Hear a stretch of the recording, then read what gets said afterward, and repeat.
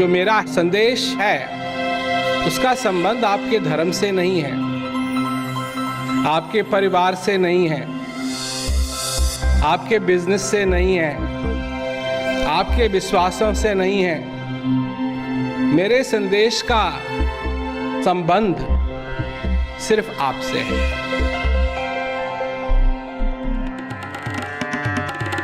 श्री प्रेम रावत ने अपना सारा जीवन एक सरल संदेश लोगों तक पहुंचाने के लिए समर्पित किया है।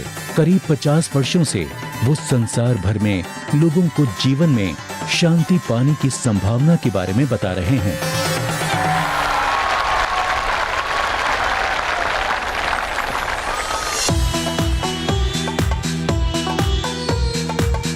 हमारा मूल संदेश क्या है कि जिस चीज की तुमको तलाश है वो तुम्हारे अंदर है।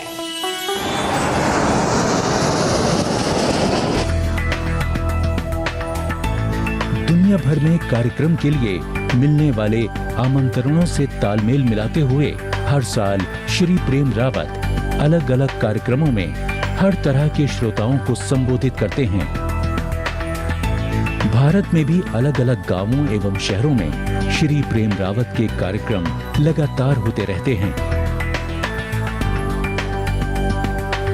उनके कार्यक्रमों में संख्या चाहे चंद लोगों की हो या फिर लाखों लोगों की, उनका संदेश हर एक के लिए व्यक्तिगत होता है। आज श्री प्रेम रावत का संदेश 100 से भी अधिक देशों में उपलब्ध है। जन जन तक पहुंचाने के लिए इनका 70 से भी अधिक भाषाओं में अनुवाद किया जाता है। लाखों लोग इसे टेलीविजन ब्रॉडकास्ट, डीवीडी और इंटरनेट के जरिए सुनते हैं।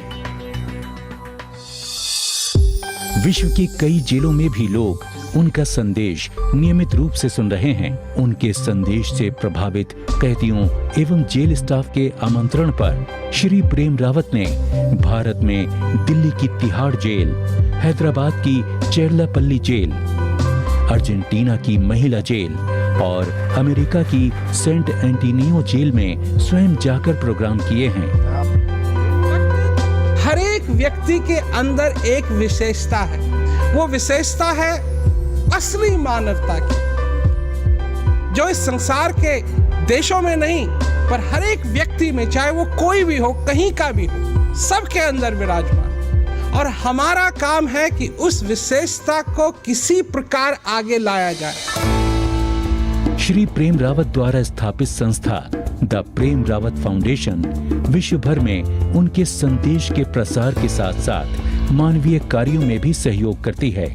ये संस्था प्राकृतिक आपदा में लोगों की मदद के अलावा जरूरतमंद बच्चों एवं वृद्ध लोगों को पौष्टिक भोजन और पीने का स्वच्छ पानी उपलब्ध कराने के लिए निरंतर प्रयासरत है। संसार भर में विभिन्न सरकारों, संस्कृतियों और समुदायों द्वारा श्री प्रेम रावत और उनके संदेश को सराहा गया है।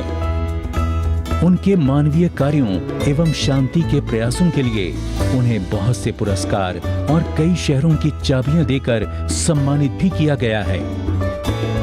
इटली और ब्राजील में उन्हें एम्बेसडर ऑफ पीस यानी शांति दूत की उपाधि से नवाजा गया है। Ambassador of peace.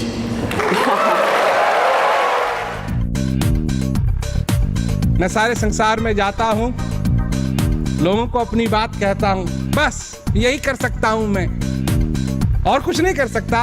ये कर सकता हूँ कि लोगों को अपनी बात कहूँ और जिनको अच्छी लगे उनको अच्छी लगती है, क्योंकि ये किसी को बदलने की बात नहीं है, जो कुछ है उसको आगे लाने की बात है।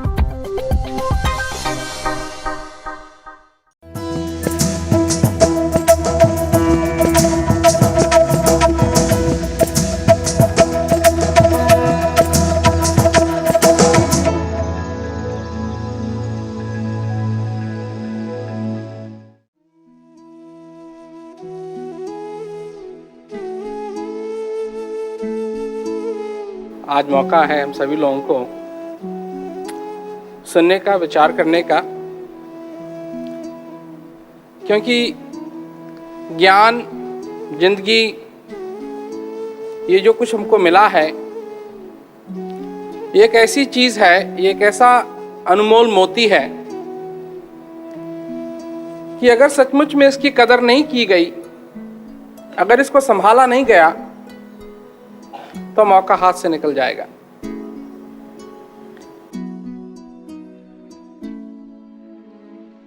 आज मैं सोच रहा था, प्रोग्राम आने से पहले मैं एक प्रेमी को देखने के लिए गया, तो समस्या के कारण, बीमारी के कारण अब उसका चलना फिरना धीरे धीरे कम हो रहा है। तो वो मेरे से बात करना चाहती थी, तो मैंने कहा कि ठीक है, प्रोग्राम के समय, आते समय में थोड़ी देर रुक के बात कर लूंगा। तो मैं गया, तो क्या अपना अनुभव वो कहने लगी कि सारी जिंदगी भर वो चीजों के पीछे घूमी, भागना, दौड़ना, सब चीजों को अपने काबू में रखना, सब चीजों के ऊपर रहना, सब चीजों को जितना भी हो सके, जैसा भी हो सके, उतना चीजों को काबू करना। परंतु अब एक ऐसा समय आ गया है उसकी जिंदगी के अंदर कि जितना भी वो भागा दौड़ी उसने की है, जितना भी उसने और चीजों पे काबू करने की कोशिश की है, अब वो सारी चीजें धीरे धीरे धीरे धीरे उसके काबू में नहीं रही। तो मैं सोचने लगा कि क्या है, क्या होता है इस जिंदगी के अंदर। सबसे पहले तो जब हम छोटे थे, सबसे पहले तो मां बाप, उन पे सब कुछ हमारा निर्भर रहता था। धीरे धीरे जैसे बड़े हुए, स्कूल में जाने लगे, दोस्त हुए, धीरे धीरे उन पर निर्भर होने शुरू हुए। जैसे जैसे उम्र चलती गई, बड़े होते गए, वैसे वैसे धीरे धीरे धीरे और लोगों पे निर्भर होते गए। सोचने की बात है, ये एक जिंदगी है। हम सब लोग जानते हैं कि समय क्या है। समय को कहते हैं समय बहुत बलवान है। समय को कहते हैं कि समय इतना बलवान है कि कुछ ना कुछ हो सकता है, कुछ भी करवा सकता है समय। और समय जानने के लिए हम सब लोग घड़ी भी खरीदते हैं, सूरज की तरफ भी देखते हैं, सूर्य हो गया, उदय हो गया, सूर्य अस्त हो गया, अपनी घड़ी को देखते हैं, अब 2 बज गए, अब 3 बज गए, अब 4 बज गए, 5 बज गए। तो मैं सोचने लगा कि कितनी घड़ियां हैं। एक तो वो घड़ी है जिस घड़ी पे सूरज चलता है, सूर्य उदय हुआ, अस्त हुआ, एक दिन हो गया। एक घड़ी वो है जिस पे समुद्र चलता है, लहर आई, नहीं आई, चंद्रमा चलता है, पूरा हुआ, फिर थोड़ा सा काम, फिर थोड़ा सा काम, फिर थोड़ा सा काम, फिर कुछ नहीं, फिर तो धीरे धीरे धीरे करके फिर वो पूरा होगा। एक घड़ी वो है जो आपके हाथ में बंधी हुई है, वो घड़ी अपने पे चलती है, उसके एक एक सेकंड है। जब क्या कहते हैं 60 सेकंड पूरे हो जाते हैं, 1 मिनट हुआ, जब 60 मिनट पूरे हो जाते हैं 1 घंटा हुआ, ऐसे करके वो घड़ी चलती है। तो इन सब घड़ियों में से एक चंद्रमा की घड़ी हुई, एक सूरज की घड़ी हुई, समुद्र की घड़ी हुई, पृथ्वी की घड़ी हुई, इन सब घड़ियों में से सबसे बलवान कौन सी घड़ी है? क्योंकि घड़ी जो आपने अपनी बाह पे बांधी हुई है, कलाई पे बांधी हुई है, हाथ पे बांधी हुई है, वो तो चलती है अपने अलग ढंग से, पर आप किस घड़ी के आधार से चलते हैं?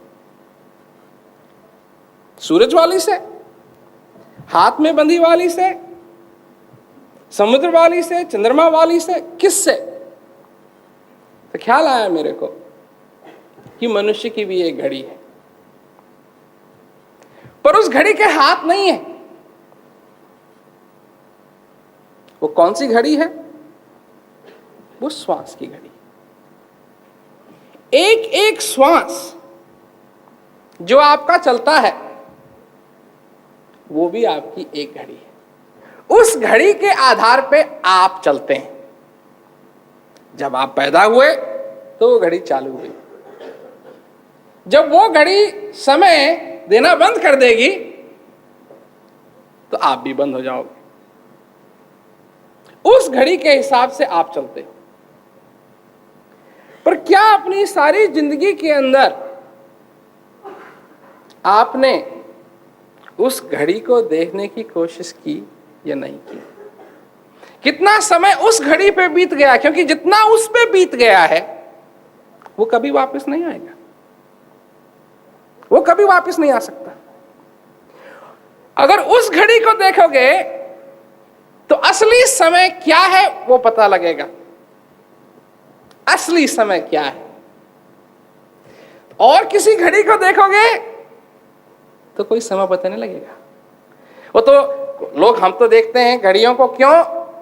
सोने का टाइम हो गया, उठने का टाइम हो गया, खाने का टाइम हो गया, इसलिए देखते हैं घड़ी। मीटिंग का टाइम हो गया, प्रोग्राम का टाइम हो गया, ये टाइम हो गया, वो टाइम हो गया। परंतु असली टाइम कौन सा है? क्या ऐसा टाइम है? क्या कौन सी ऐसी घड़ी है? क्योंकि अगर यह घड़ी बंद हो गई क्या बात है, किसी और से पूछ लेंगे टाइम। नहीं, अगर यह घड़ी बंद हो गई एक दिन के लिए क्या बात है। पर अगर श्वास एक दिन के लिए बंद हो गया तो किसी और से श्वास थोड़ी ले सकते हैं। परंतु ये सारी जिंदगी गुजर जाती है और कभी ख्याल नहीं आता, कभी ख्याल नहीं आता कि मेरी असली घड़ी कौन सी, मेरी असली समय मेरा क्या है। असली समय वो घड़ी वाला समय नहीं है। ये तो घड़ी को क्या मालूम क्या गुजर गया। 2 बजे हैं, 2 बजे दोबारा बजेंगे। अगर घड़ी में चाबी है, घड़ी में बैटरी है, तो घड़ी के लिए क्या है? वो तो दोबारा 2 बजेंगे उसमें, उसके बाद दोबारा 3 बजेंगे, उसके बाद दोबारा 4 बजेंगे। पर इस दिन में क्या निकल गया वो तो सिर्फ श्वास वाली घड़ी बता सकती है। क्योंकि जिस दिन वो बंद होगी उस दिन कुछ नहीं रहे। तो मैं कह रहा था कि पहले तो हम अपने आप को औरों के आधार करते हैं। परिवार होता है, शादी होती है, बच्चे होते हैं, जैसे जैसे और चीजें बढ़ती जाती हैं तो हम अपने आप को औरों के निर्भर करने में लग जाते हैं। नौकरी होती है तो नौकरी पे निर्भर हो जाते हैं। पर निर्भर होना है तो किस पे निर्भर होना है? कौन सी ऐसी चीज है जो अंत तक मनुष्य के साथ नाता निभाती है? आपको अच्छी तरीके से मालूम है कि जो आपके बचपन के दोस्त थे वो कहां है? वो आपके दोस्त कहां है वो लोग? क्योंकि सारे नाते, सारे के सारे नाते एक ना एक दिन जरूर टूटेंगे। ये आप पे निर्भर नहीं करता है। अगर आप ये अपने से कहें कि मैं इस नाते को कभी नहीं टूटने दूंगा, ये आप पे निर्भर नहीं करता। ये तो नातों की प्रकृति है। ये तो नातों की प्रकृति है, संबंधों की प्रकृति यह है कि जो एक दिन बना वो एक दिन टूटेगा भी जरूर। समय समय की बात। परंतु एक नाता है जो मनुष्य का है अपने साथ, औरों के साथ नहीं, अपने साथ। वो नाता कौन सा है? वो दोस्त कौन है जो अंत तक मनुष्य के साथ नाता निभाए?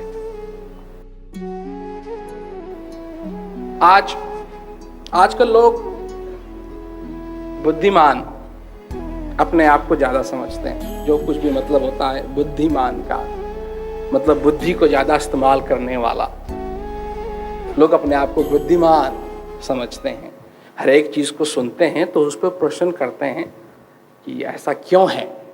किसी से बात करो तो अब नातों की बात करो किसी से, तो नहीं कहेंगे कि हम अब नाता है, नाता तो नाता है। अगर हमारा नाता बना रहा, वो भी वहां रहा, हम भी वहां रहे, तो नाता बना रहेगा ना। आप कैसे कह रहे हैं कि नाता टूट जाएगा? बुद्धिमान लोग, बुद्धिमान लोग, अब बुद्धिमान लोग मतलब हुआ कि बुद्धि इस्तेमाल करते हैं, बुद्धि का उपयोग करते हैं, दुरुपयोग नहीं, उपयोग करते हैं। परंतु बुद्धि का उपयोग करना और दुरुपयोग करने में एक बड़ी छोटी सी लाइन है। जहां बुद्धि का उपयोग ठीक ढंग से हो रहा है और जहां बुद्धि का उपयोग ठीक ढंग से नहीं हो रहा है, उसकी लाइन बहुत ही पतली है, बहुत ही पतली है। क्यों पतली है? किसी भी शास्त्र को आप उठाओ, क्या लिखा है उसमें? उसमें लिखा है कि जिस चीज की तुमको तलाश है वो तुम्हारे अंदर है। गीता में भगवान कहते हैं अर्जुन से, भगवान कृष्ण, कि सब वृक्षों में वृक्ष मैं हूं, सब पहाड़ों में हिमालय मैं हूं, सब नदियों में गंगा मैं हूं। क्या सचमुच में गीता में गंगा है? अगर आपको प्यास लगी हो तो क्या सिर्फ गीता को लेकर के आप रेगिस्तान में जा सकते हैं बिना गीता को थर्मोस में डाला कि जब प्यास लगेगी तो इसको खोल करके इसमें से पानी पी लेंगे? नहीं। सोचने की बात यह है, जिस चीज की तुमको तलाश है, जो अविनाशी हंस है, वो तुम्हारे अंदर है। सदुपयोग बुद्धि का तब होगा जिसने ये बात सोची, जिसने ये बात पढ़ी, जिसने इस बात पे अमल करने की कोशिश की, तुरंत उसके दिमाग में बात आएगी, अंदर है। तो खोजना चाहिए, अगर अंदर है तो खोजना चाहिए अंदर। ये तो होगा सदुपयोग। और दुरुपयोग क्या है कि ये जानते हुए भी कि अंदर है और आदमी, मनुष्य बाहर ढूंढे, तो ये हुआ दुरुपयोग। तो आपकी समझ से कितने आदमियों ने ये बात अच्छी तरीके से पढ़ी हुई है?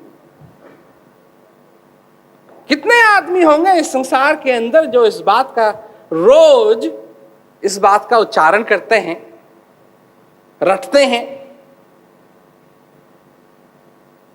भी जिस चीज की तुमको तलाश है वो तुम्हारे अंदर है। कितने संत महात्माओं ने चिल्ला चिल्ला करके लोगों के सामने ये बात रखी है। वो कहां है? वो तुम्हारे हृदय में है। परंतु आज तक लोग कहां ढूंढते आए हैं उसी चीज को? कहां ढूंढा है लोगों ने उसी चीज को? अपने हृदय में ढूंढा है? नहीं। कहां ढूंढा है? जहां सब ढूंढ रहे हैं, जहां सब ढूंढ रहे हैं वहीं लोग ढूंढना चाहते हैं। जहां सबसे बड़ी भीड़ लगी हुई है वहां लोग ढूंढना चाहते हैं। भीड़ क्यों लगी हुई है ये किसी को नहीं मालूम। भीड़ क्यों लगी हुई है ये किसी को नहीं मालूम, पर भीड़ लगी हुई है वहीं ढूंढना चाहिए। सदुपयोग और दुरुपयोग, कितनी पतली लाइन हो गई दोनों के बीच। भीड़ से क्या मतलब? भीड़ से क्या मतलब? जब भूख लगती है तो और किसी को भेज देते हो खाना खाने के लिए अपनी बजाय कि भाई तू मेरे लिए खाना खा ले, मेरे को भी टाइम नहीं है, तू मेरे लिए खाना खा के आ जा। जब जंगल दिशा जाना होता है, टेक्निकल वर्ड है ये, समझ में आए नहीं आए, बाथरूम तो किसी और को भेजोगे? प्यास लगती है, किसी और को भेजोगे पानी पीने के लिए? ये तो मालूम है ना अच्छी तरीके से कि अगर पानी पीना है, प्यास लगी है तो खुद पीना पड़ेगा। ये अच्छी तरीके से मालूम है कि अगर भूख लगी है तो खाना खुद अपने आप खाना पड़ेगा। परंतु जहां बात आती है अंदर की शांति की, जहां बात आती है हृदय की शांति की, जहां बात आती है उस चीज की जिस चीज की हम चर्चा करते हैं, तो लोग दूसरों को भेजना चाहते हैं, तू चले जा, तू सुन के आ जा, तू समझ ले क्या कह रहे हैं, क्या कह रहे हैं। जो बात मैं आज कह रहा हूं और जगह जगह जाके लोगों से कहता हूं, जगह जगह नई बात नहीं है, परंतु ये तो समझो कि जहां भी मैं जाता हूं, जहां भी इस बात की मैं चर्चा करता हूं, लोग कहते हैं बड़ी नई बात समझ में आई। नई बात है ही नहीं, ये तो सबसे पुरानी बात है, सबसे पुरानी बात है। देखो कुछ चीजें होती हैं जिसको सीखने की जरूरत नहीं है। हंसना किसी ने सिखाया, रोना किसी ने सिखाया, सोना किससे सीखा, जगना किससे सीखा, श्वास लेना किससे सीखा, आनंद में होना किससे सीखा? किसी ने सिखाया? हर एक हृदय में, हर एक मनुष्य में प्यास लगी हुई, और इस प्यास को बुझाने के लिए लोग क्या क्या नहीं करने के लिए तैयार हैं।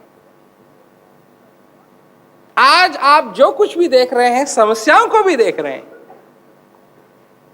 हिंदुस्तान में तो लोग मेरे से बड़े बड़े सवाल करते हैं ना, कहते हैं कि जी ये तो कर्म की बात है, कर्म।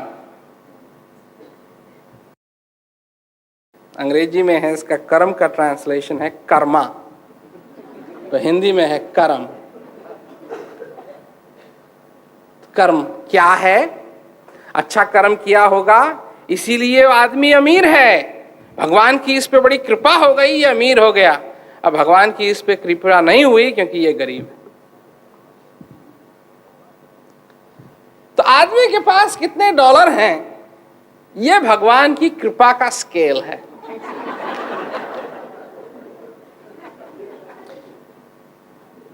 आज तक कोई भी इस संसार में न तो कपड़े के साथ किसी ने जन्म लिया। अगर एक बच्चा एक घर में जब आता है मां के गर्भ से, उसके सिल्क के कपड़े हों और एक दूसरे के खद्दर के हों, तो हम ये समझ सकते हैं कि भाई ये आदमी रईस है, ये आदमी नेता है। और एक नंगा पैदा हो तो हम समझ सकते हैं कि भाई ये आदमी बड़ा गरीब होगा।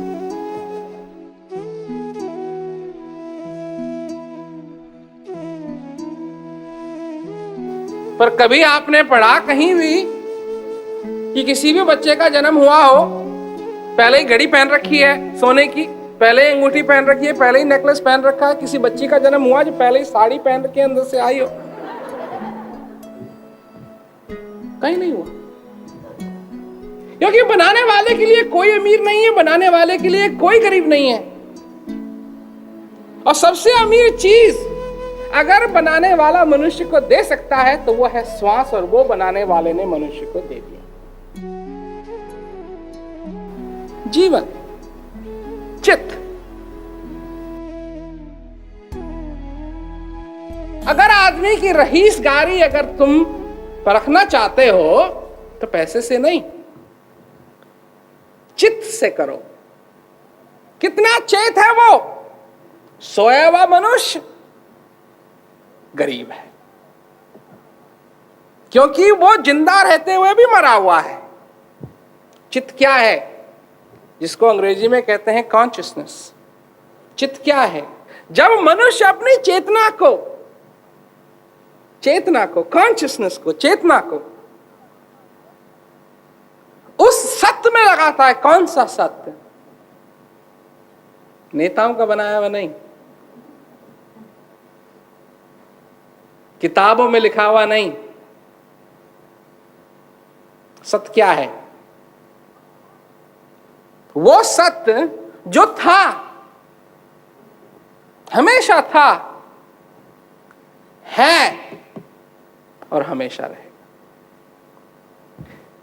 जिस सत्य को परिभाषा की जरूरत नहीं है, वो सत्य जो परिभाषा से परे है, जो परिभाषा से अलग है, वो सत्य है। क्योंकि वो पहले था, मनुष्य के होने से पहले था और मनुष्य के ना होने के बाद में भी रहेगा। उसको परिभाषा की जरूरत नहीं है। नदी को नाम की जरूरत है, पानी को नाम की जरूरत है। हम लोग कितनी भाषाओं में ही बोलते हैं। चीनियों की अलग भाषा है ना। हिंदुस्तान में हर एक स्टेट में अलग अलग भाषा है। विदेश में क्या कहते हैं, अमेरिका में, इंग्लैंड में अंग्रेजी बोलते हैं। साउथ अमेरिका में क्या कहते हैं, पोर्चुगीज, ब्राजीलियन पोर्चुगीज, और क्या कहते हैं, स्पेनिश बोलते हैं। उनके भी अलग अलग डायलेक्ट्स हैं। हम लोग जब क्या कहते हैं, किसी विदेशी की भाषा सुनते हैं तो हमको बड़ा अचंभा होता है, क्या कह रहा है, होता है ना। पर क्या कभी आपने सोचा है कि ये जो कह रहा है वो वही कह रहा है जो हम भी कहते हैं? ये मतलब थोड़ी है कि इसकी अगर भाषा दूसरी है तो ये इसको कुछ और कहने के लिए है। अरे वो किसी भी भाषा में जब प्यास लगती है, वो किसी भी भाषा में बोलता हो, मांगता पानी है। समझे ना मेरी बात? जब दुख होता है, दर्द होता है, तो वो किसी भी भाषा का बोलने वाला हो, अपना दुख व्यक्त करता है। जब चोट लगती है तो वो अपना दर्द व्यक्त करता है। जब खुशी होती है तो अपना हर्ष व्यक्त करता है। जब समस्याएं होती हैं तो अपनी समस्याओं को व्यक्त करता है, चाहे किसी भी भाषा में करता हो। बोलते तो सब एक ही चीज। चाहे कोई भी अंतर मनुष्य अपना बनाने में लगे कि तू अलग है, तू अलग है, तू अलग है, तू अलग है, पर करते तो सब एक ही हैं, तो सब एक ही। क्योंकि बनाने वाले ने किसी को अलग नहीं बनाया, मनुष्य ने सबको अलग बनाया। मनुष्य ने सबको अलग बनाया। मनुष्य ने कहा कि तू ये है। मनुष्य ने मनुष्य को नाम दिया। बनाने वाले ने कभी मनुष्य को नाम नहीं दिया, किसी को भी नाम नहीं दिया, परंतु मनुष्य ने मनुष्य को नाम दिया और कहा कि क्योंकि तेरा नाम ये है, तू मेरे से अलग है, तू मैं नहीं। तो मनुष्य ने मैं भी बनाया और तू भी बनाया, और तराजू भी बनाया जिस पे तोल के देख सके कि तेरे मेरे में अंतर कितना है। परंतु बनाने वाले ने सिर्फ मनुष्य को बनाया और कोई अंतर नहीं। वही जीना, मरना, एक एक श्वास लेना। दो श्वास, दो छेद तो हैं नाक में, परंतु दोनों छेदों से एक ही श्वास लिया जा सकता है। कोई आदमी दो श्वास एक साथ नहीं ले सकता, कोई आदमी तीन श्वास एक साथ नहीं ले सकता। श्वास एक एक अपनी घड़ी के अनुसार चलता है। संसार में आए, संसार से जाना भी पड़ेगा। सारे भेदों में, सारे प्रश्नों में, ये प्रश्नों का तूफान जो मनुष्य झेल रहा है, प्रश्नों का, समस्याओं का, जिससे कि उसको छुटकारा चाहिए। दुखिया नानक दुखिया सब संसारा, सभी को किसी न किसी प्रकार का दुख। एक बाप को यह दुख है कि उसकी बेटी की शादी होने वाली है, तो वो बेचारा दुखी है कि बेटी उसके साथ नहीं रहेगी। एक बाप वो है जिसको ये दुख है कि उसकी बेटी की शादी ही नहीं हो रही है, है ना। एक को ये दुख है कि ज्यादा बच्चे हो गए, एक को ये दुख है कि बच्चे ही नहीं हो रहे। एक को ये दुख है कि ज्यादा घर ज्यादा बड़ा हो गया, एक को ये हो गया कि घर है ही नहीं, एक को ये था कि था अब है ही नहीं। तो नानक दुखिया सब संसार, किसी ना किसी प्रकार का दुख सबको लगा हुआ। पर ये कभी मत सोचना कि ये जो दुख मनुष्य को, इस संसार को लगा हुआ है, ये बनाने वाले ने बनाया। छोटी सी बात है, छोटी सी बात, पर ये मनुष्य का ही बना हुआ। घर में चोरी होती है, दुख होता है ना। तो जिसका घर ही नहीं है, उसके घर में चोरी हो जाए तो उसको भी दुख होगा।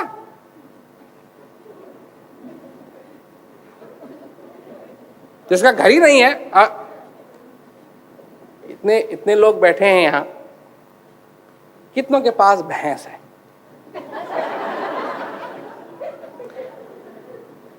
कितनों के पास भैंस है? अभी कोई अनाउंस करे कि किसी की भैंस चोरी हो गई तो तुमको दुख होगा? तुम्हारे पास जब भैंस ही नहीं है, सोचोगे मेरी भैंस तो नहीं थी, मेरे पास था ही नहीं भैंस। तो छोटी सी बात है ये कि समस्या भी हम ही बनाते हैं। समस्याओं का जब समस्या ऊपर आती है तो उनकी जो समस्या का दुख है वो भी हम ही को झेलना पड़ेगा। एक नन्हा सा बच्चा पैदा होता है, लोग बड़ी खुशी बनाते हैं, अरे ये हो गया, पैदा हो गया, बड़ी अच्छी बात है, लड्डू बांटो, ये करो वो करो। ये नहीं सोचता कि ये कभी दुख भी देगा। अच्छा नहीं था तो कहां से देता दुख?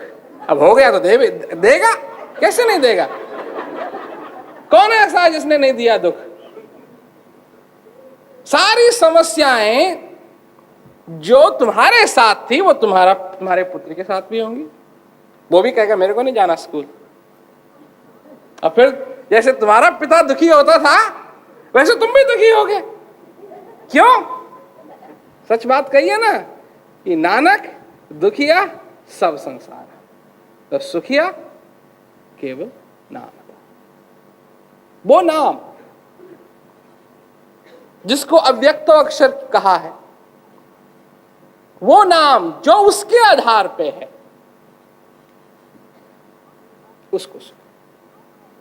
क्योंकि वो इन चीजों पे अपनी जिंदगी को निर्भर नहीं कर रहा है, इस घड़ी पे अपनी जिंदगी को निर्भर नहीं कर रहा है, सूरज पे अपने क्या कहते हैं जीवन को निर्भर नहीं कर रहा है। वो उस चीज पे निर्भर कर रहा है अपनी जिंदगी को जो थी, है और हमेशा रहेगी। अगर अपने घर को समुद्र के किनारे बनाओगे तो एक ना एक दिन समुद्र उस घर को ढा ले जाएगा। क्यों? क्योंकि ये समुद्र की प्रकृति है, सबको अच्छे तरीके से मालूम है। अगर कोई आदमी ऐसी कुर्सी पर बैठे जो मजबूत ना हो तो कुर्सी टूट जाएगी। क्यों टूट जाएगी? क्योंकि जो कच्ची चीज है उसकी प्रकृति है, वो ज्यादा बोझ उस पर डालोगे तो वो टूट जाएगी। ये तो प्रकृति की बात। तुम अपना घर अगर भूसे से बनाओगे, भूसे की दीवार, भूसे का छत और भूसा भी नीचे ही, हवा आएगी तो ढह जाएगा। ये तो सबको मालूम है ना। कुर्सी पे भी अगर कुर्सी मजबूत नहीं दिखाई देती है तो लोग उस पर पहले जरा प्रेशर रख के देखते हैं कि ये कहीं टूट तो नहीं जाएगी। जिस तरीके से हम लोग एक कुर्सी पे बैठते हैं, और ये हमको जरूरी जानना होता है कि ये कुर्सी मजबूत है, अपनी जिंदगी के जिस चीज पे हम अपनी जिंदगी को निर्भर करने के लिए जा रहे हैं, कम से कम उस चीज को भी तो देखो कि वो मजबूत है या नहीं। अगर वो मजबूत नहीं है, अगर वो चीज कच्ची है तो गिरोगे। और क्या करोगे? गिरोगे, क्योंकि वो चीज तुम्हारे इस जिंदगी के वजन को नहीं उठा पाए। तो लोग कच्ची चीजों पे अपनी जिंदगी का वजन उठाने की कोशिश कर रहे हैं। पक्की चीज सिर्फ एक है, वो तुम्हारे अंदर है। उसको जानना, उसको पहचानना। मैं ये किसी से नहीं कह रहा हूं कि सारा संसार बदल जाए, क्योंकि ये नानक ने भी नहीं कहा।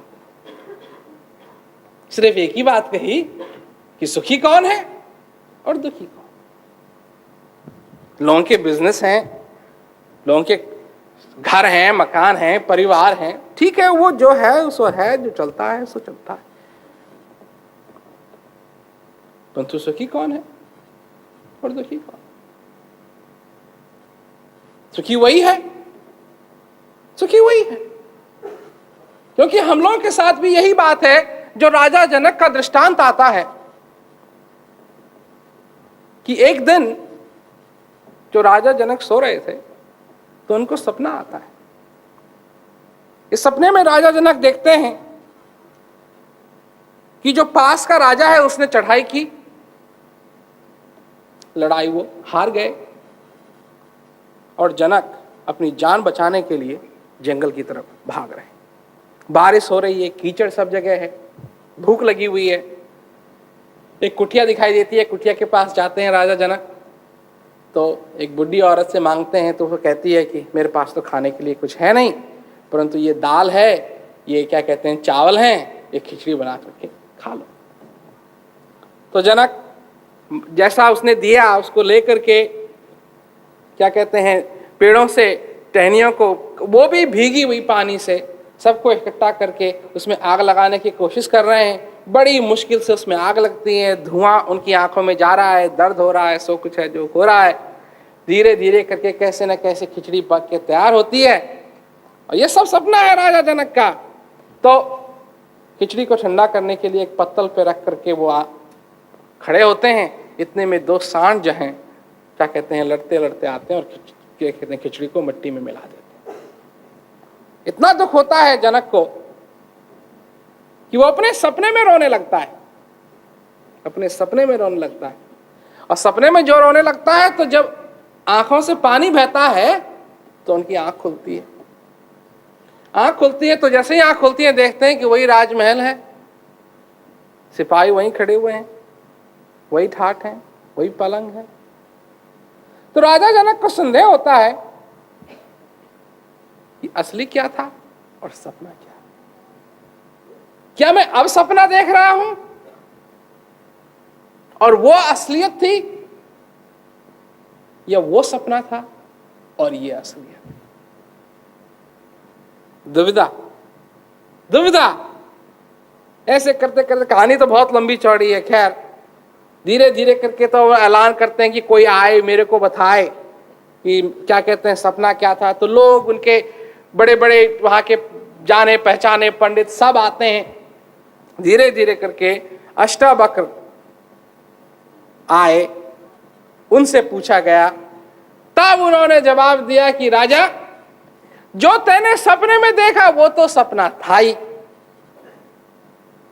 परंतु जो तेरी आंखें खोली और जो तूने देखा वो भी सपना है। दोनों ही सपने हैं। जिसको तू असलियत बनाना चाहता है वो भी सपना है, और जब तू सो रहा था जो तूने देखा वो तो सपना था ही था। दोनों ही सपने हैं। तो इन चीजों से आंख खोल, तब तेरे को असलियत क्या है ये दिखाई देगी। तो असलियत क्या है, क्या चीज असली है, कहीं ढूंढने की ज्यादा जरूरत नहीं है, वो हृदय के अंदर। ज्ञान रूपी जब आईना मिलेगा तो अंदर की चीज दिखाई देगी। तुम्हारी आंखें हैं ना, आंखों से सब कुछ देखते हो, आंखों से सब कुछ देखते हो, पर अगर आंखों को देखना पड़े तो क्या चाहिए? क्या अपनी आंखों से आंखों को देख सकते हो? नहीं, न बिना आईने के कोई नहीं देख सकता। आंखों को अगर देखना चाहते हो, नाक को देखना चाहते हो, क्या सबसे नजदीक चीज है, यहां आंख है, ये नाक है, पर ये नाक अगर कोई देखना चाहता है तो कैसे दिखाई देगी? बिना आईने की दिखाई देगी। ज्ञान रूपी चश्मा, ज्ञान रूपी आईना जब मिलेगा तो उसमें जो हृदय में चीज है वो दिखाई देगी। क्या इन आंखों से दिखाई देगी? इन आंखों से नहीं दिखाई देगी, क्योंकि इसीलिए तुलसीदास कहते हैं कि जहां तक ये आंखें जा सकती हैं ये सब कुछ माया है। उन्होंने तो बड़ा स्टैंडर्डाइज कर दिया इस फॉर्मूला को कि जहां तक ये आंख जाती हैं ये सब माया है। तो कौन सी आंखें? अंदर की आंखें चाहिए। कौन सी चीज? जिसके लिए कहा कि अचरज देखा भारी साधो अचरज देखा भारी रे, वो अचरज जो तुम्हारे अंदर है। बिन भूमि के महल बना है तामे जोत उजारी रे, अंधा जो देख नहीं सकता है उसके लिए कहते हैं ब्रह्मानंद जी, अंधा देख देख सुख पावे, बात बतावे सारी। बिन भूमि के महल बना है तामे जोत उजारी रे, बिन भूमि के महल बना है तामे जोत उजारी रे, अंधा देख देख सुख पावे, अंधा देख देख सुख पावे, बात बतावे सारी रे साधो, अचरज देखा भारी साधो, अचरज देखा भारी। तो वो अचरज सब मनुष्यों के अंदर है। उसके लिए ज्ञान चाहिए। ज्ञान के लिए क्या चाहिए? जिज्ञासा चाहिए। क्यों? क्यों जिज्ञासा चाहिए? मैंने कहा कि ज्ञान ले लो, तुमने ज्ञान ले लिया, फिर कच्ची कुर्सी हो गई, जैसे ही बैठोगे गिर जाओगे। पहले तुम देखो ना, अगर एक कुर्सी है और मैं देखना चाहता हूं कि ये कुर्सी पे मेरा वजन अगर रह जाएगा या नहीं, और एक छोटे से बच्चे को, 3 साल के बच्चे को, 4 साल के बच्चे को मैं कहता हूं तू जरा बैठ के देखना उस कुर्सी पे, वो बैठ जाता है बड़े आराम से, हाँ ठीक है, ये थोड़ी है कि मैं भी बैठ सकूंगा उस पर। सोचने की बात है, जब तक मेरी तो जिज्ञासा है पर तुम्हारी भी जिज्ञासा होनी चाहिए। 2 गिलास पानी के, 2 गिलास पानी के, 2 आदमी एक ही कमरे में एक ही समय में 2 गिलास पानी के, एक को प्यास लगी है, एक को प्यास नहीं लगी है, क्या होगा? जिसको प्यास लगेगी, लगी हुई है, वो अपना पानी पी लेगा, जिसको प्यास नहीं लगी हुई है वो पानी को छुएगा तक भी नहीं। बाहर से हो सकता है कि दोनों में कोई अंतर न हो, उनके चेहरे पे देखने से न मालूम पड़े, उनके शरीर को देखने से न मालूम पड़े, परंतु प्यास अंदर की चीज है। उसी प्रकार प्यास तुमको लगनी चाहिए।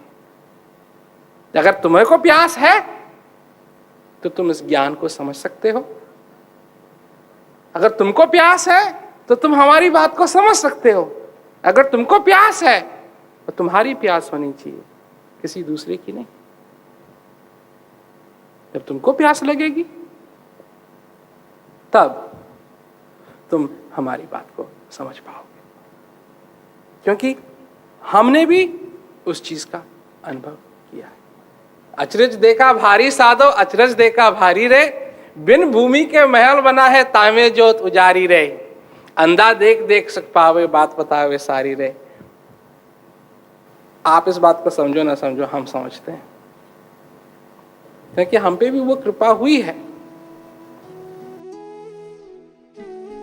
और सच्ची बात तो यही है कि बहता था बैठ जागता लोक भेद के साथ, पहले में सदगुरु मिले, दीपक दीना हाथ वस्तु दई लखाए, कोट जन्म का पावसा पल में फिरमा जाए। वो दीपक सब कुछ है और वो दीपक सबके हृदय में है और वो दीपक सबके लिए संभव है। तो इससे ज्यादा तो मेरे को कुछ कहना नहीं है। सब लोग समझें, जिनको ज्ञान है वो इस बात को विचारें कि वो सचमुच में उनकी जिंदगी के अंदर कितना सुंदर उनको मौका मिला है, कितनी सुंदर बात है कि उनको ये उपहार मिला है और वो आनंद ले सकते हैं। उनकी एक अलग घड़ी उनको मिली है, जो घड़ी ठीक समय बताती। ये घड़ी गलत समय बताती, वो घड़ी ठीक समय बताती। उस समय को देखो, उस समय को देखने में आनंद है, उस समय को देखने में आनंद। ये घड़ी तो बताती है कि समय या ज्यादा रह गया या कम रह गया, वो बताती है कि जो अब है, जो अब इस समय निरंतर है। तो उसको देखो, उसको समझो, उस पर विचार करो और ये हृदय की प्यास को। और इसमें कितनी सुंदर चीजें हैं, कितनी सुंदर चीजों को व्यक्त किया हुआ है, कितनी संत महात्माओं की बातें हैं। तो आप लोग इन सब चीजों का आनंद उठाओ और उठा दो। सब लोगों को मैं